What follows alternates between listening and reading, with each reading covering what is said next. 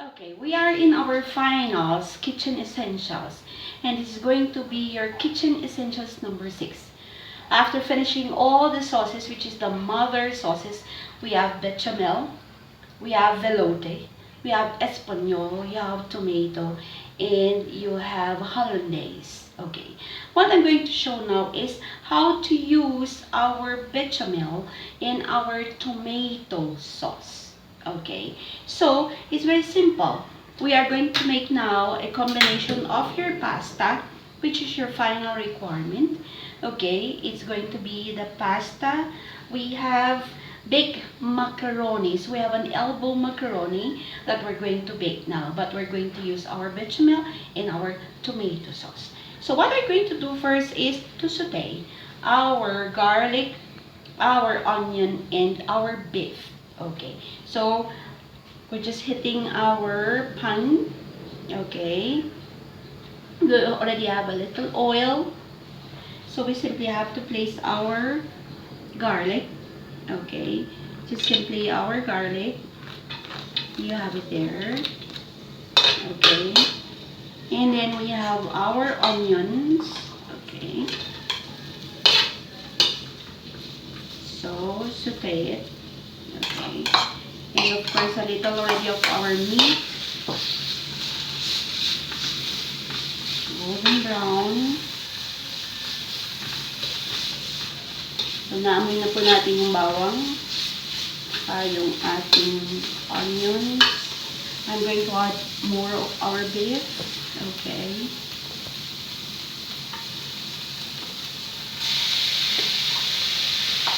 Purely beef po ito. Ginamit natin para mas masarap. Siyempre. Okay. There you are. So, isusute lang po natin ito. And we will have to add a little stock. Or if you don't have stock, you can add water. Okay. Yeah.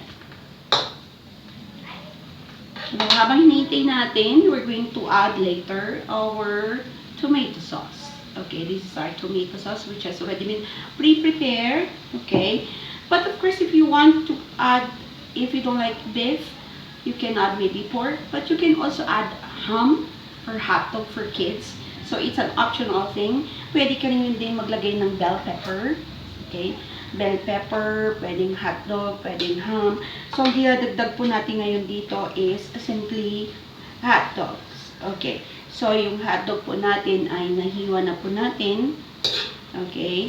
Pwede rin bilog or diagonal yung ating hot dog na nahalo ninyo, but that is your option. Okay. Sige. So, yan muna natin. Tostahin natin ng konti yung ating beef. Okay. Okay.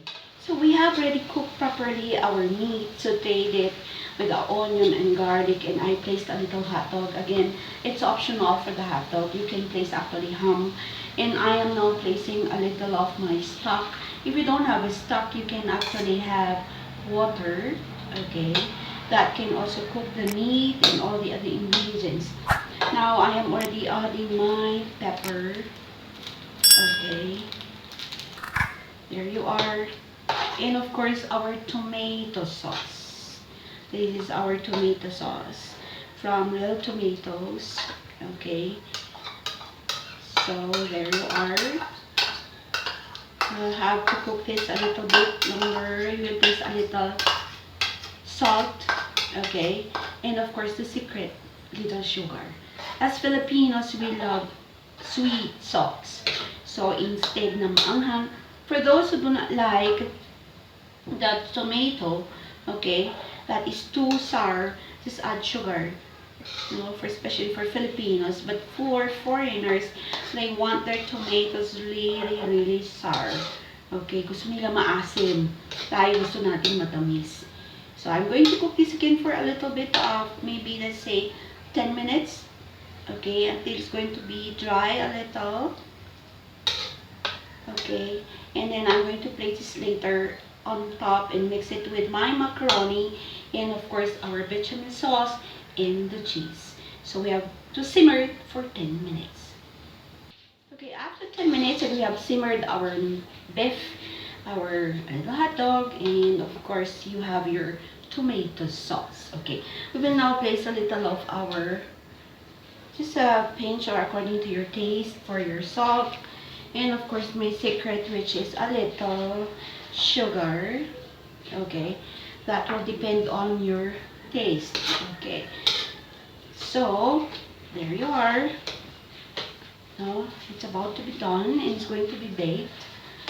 We have now our sauce. I place it first here, and we will have to add this on top later of our macaroni.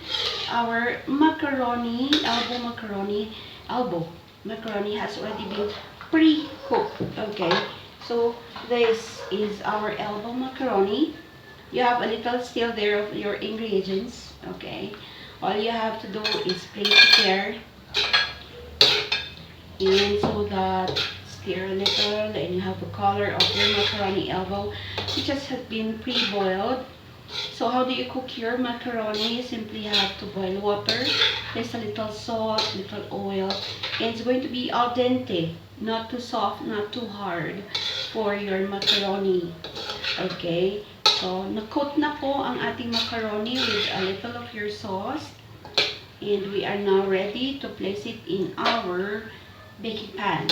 Okay, lagay na po natin sa ating baking pan. So here you are. This is going to be good for those who have ovens at home. All you have to do is bake this at least for 30 minutes until it's going to be a little bit golden brown on top of your the cheese and the bechamel sauce that you have. Okay, so eksakto lang po ito.